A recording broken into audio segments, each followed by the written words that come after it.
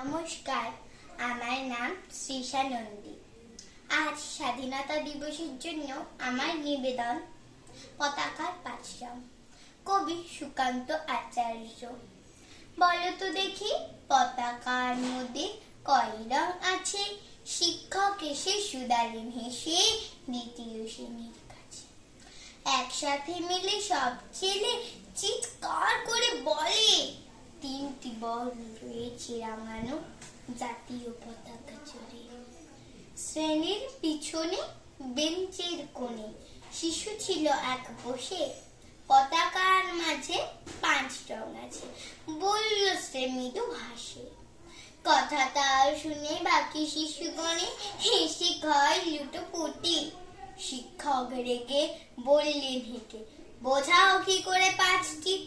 মাথা নিচু করে ভয়ার্ত স্বরে সরল শিশুটি বলে, উপরে গেরুয়া, মাঝখানে সাদা, সবুজ আছে তার তলে, আর আছে আঁকা গোলাকার চাকা, নীল রং আছে এতে।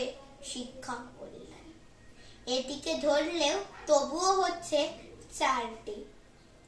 সরল শিশুটি বলল তখন, রং আছে আর এক।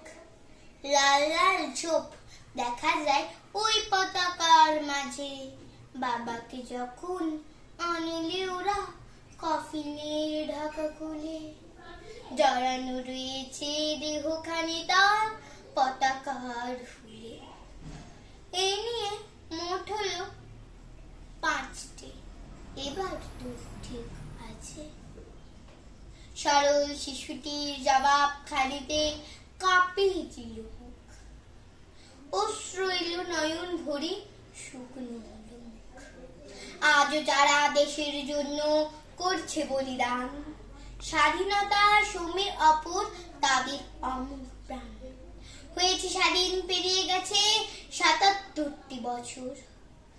দেশ বাঁচাতে যাচ্ছে যে প্রাণ, রাখছে কি তার খবর? জয় হিন্দ।